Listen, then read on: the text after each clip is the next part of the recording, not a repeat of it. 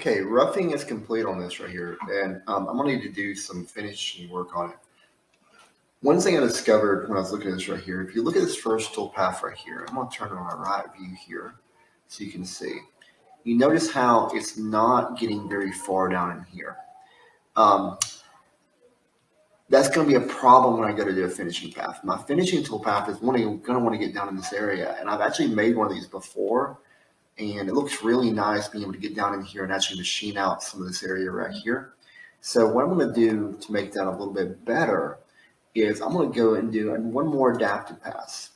This adaptive pass right here serves for the sole purpose of taking the ball nose head mill instead of the flat end mill and going in and machining out some areas that the flat can't get into. So it's going to cut a little bit of material. So let me show you what I did on this right here. Okay, if you go to edit on it right here, you can see the things. First off, I selected my tool. I got my 1/8 ball and mill right here. That's going to be the one I'm going to use for this. I have my speeds and feeds in there for that, and that's all good there. Now, geometry, I went to a rest machining from previous operations. So what it's going to do is look at all these operations and machine some material that's left over from those operations. Bounding box for my machining boundary and tool center on that with no offset here. My heights, I did something a little different though. Yeah, I go to right view here. If you look, my top heights, and this is going to be the highest point it considers machining, is set actually down into my part. My clearance heights are above the part, so I'm still good there, but it will not machine anything above this portion right here. I did that to shorten the tool path and keep it from machining for a huge amount of air and very, very, very small amounts of material. Here, and I set my bottom heights right here with something that will work for us. Now, another thing I've got is my step over. My load here is 12 and a half thousandths here. My maximum depth here is 112 thousandths on that. Stock to leave, I want 7 thousandths stock to leave, which is going to allow me to get down in there and machine out some of the material that I'm trying to get out. When it verifies this, you'll see that it goes in and it actually gets down there and it machines into this area right here, much, much further. It creates much more of a 3D feature there. Now, second, then I started my finishing passes. So that was a pass to make my finishing passes go better. I decided to go with a parallel tool pass for this right here. Let me show you these right here. The first one here was done with my standard orientation. This is the way my machine is orientated. 8th ball again, my geometry here again is boundary box, center, 50 thousandths offset here. Now, one thing I did here is I did a void touch surface. I want to show you this right here. If I go to run this right here, it's going to want to machine down into this area right here. And I don't necessarily want this. I want this kind of left alone and I can deal with it later. So what I can do here is go avoid touch surfaces and I select this face right here. I have a distance here, 187.5.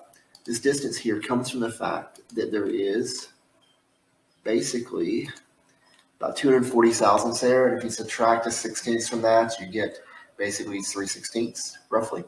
So that allows me to keep my tool where it won't go any further over than this. And it's not going to touch this surface here. So that's going to allow me to trick it into not going down and machining this area right here. Let's go back over here again. As you can see with the tool path, it is not machining into that area that I don't want it to machine. Okay, go back over here, go to edit again, go to passes. Steep step over, turn on machine steep areas here, 10 thousandths step over here, simple ordering, pass direction here. I tried 360 to see if I can get it to change my direction completely. 0 is also the same thing there. You can do 90, you can do 45 degrees. You got a lot of options as to what you got. Step over is 10 thousandths. I turned on smoothing because I want this to be my finishing passes here. And this is going to allow me to be able to have a smoother cut. And then click verify. And it goes through and it processes the tool path.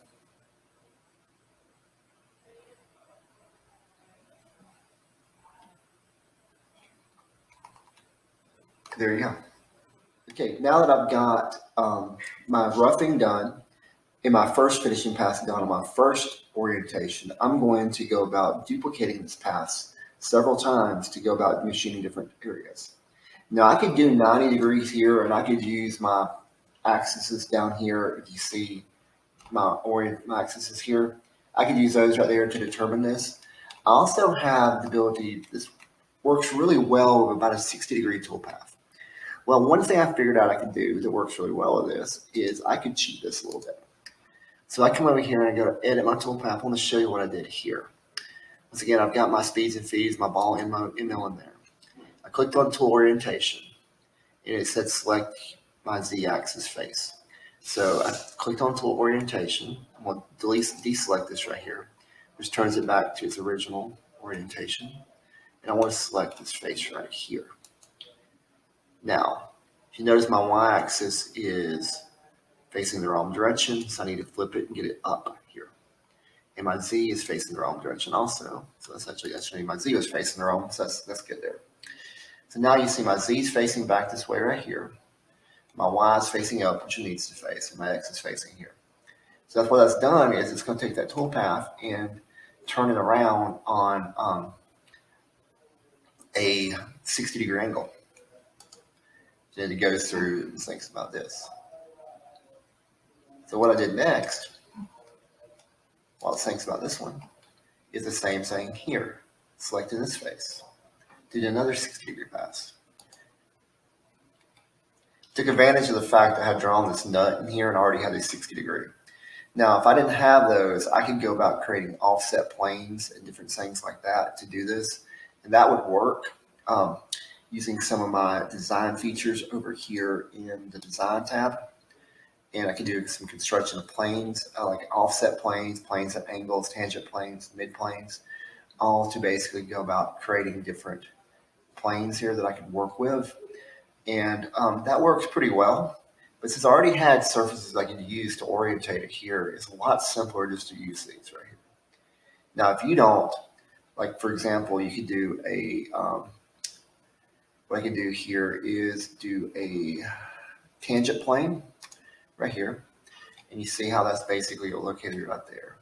And what I can do is set the angle on that what I wanted it to.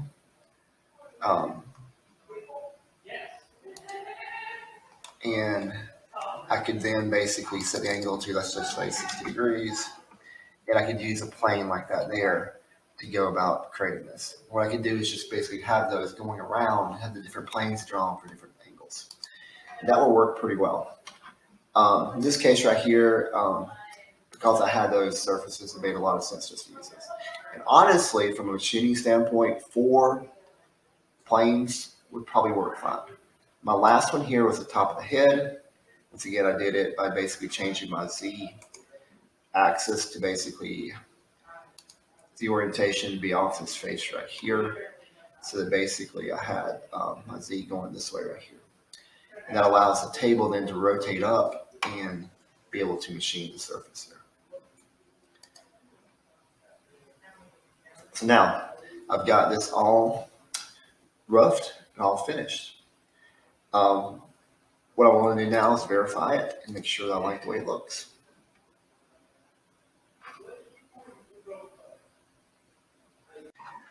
One thing with this right here is, I'm showing you a very specific example here of this.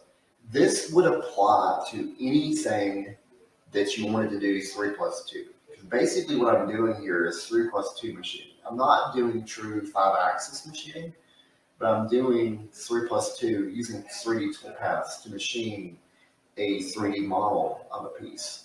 And it's a very, very versatile means to do so. So, your part can look like anything you want it to. And this would apply to any machine, not just our little pocket MC. It can apply to any machine that basically had 5-axis or 4-axis capabilities. Okay, so let's go verify this. So go to simulate here, and my stock turned on. I'm going to go about starting this right here. I'm going to let it run. It's going to take a while to process through all this because there's a lot of machining that happens on this. Machine the first side, start over the second side. third side here, fourth side, top. Now that adaptive pass I did with a ball nose to take away a little bit of material that the 1/2 inch wouldn't cut. Now we got our parallel toolpath right here. I'm going to turn the model off so you can see what the part actually looks like without the model.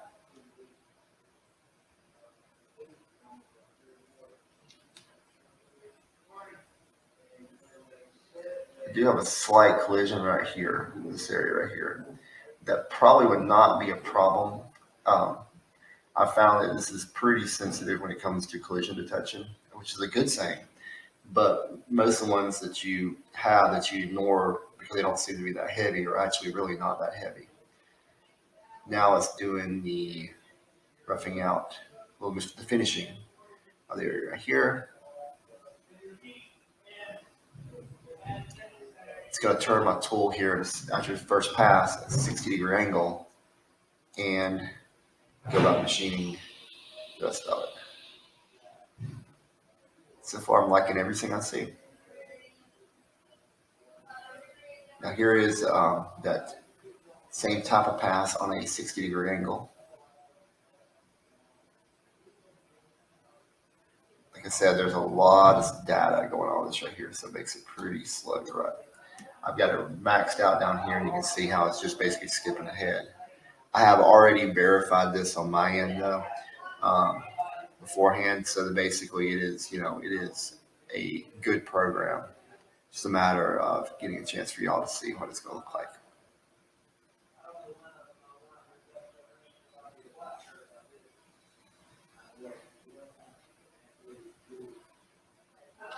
So let's change the angle again.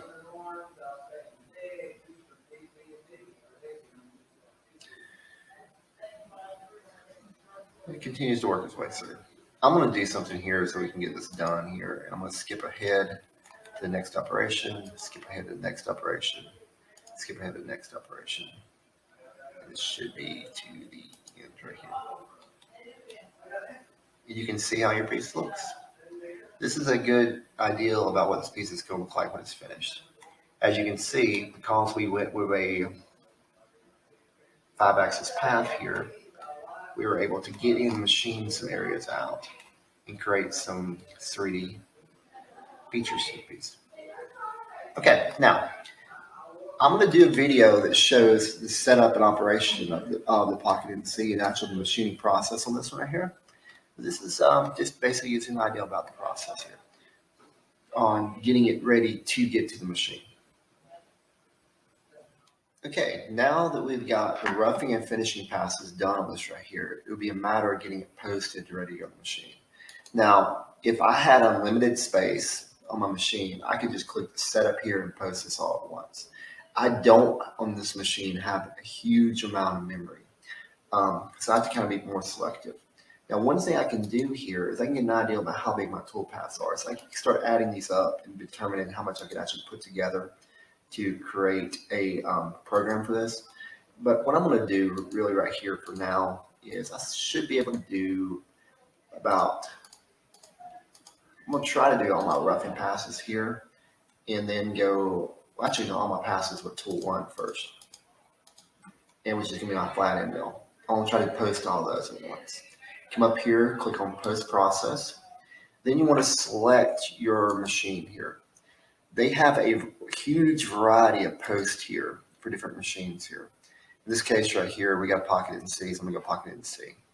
Now, these settings over here are set up for it, but one thing you do have to do, if you have one of these, is pick your machine. You got V1, V210, V250, and Pro.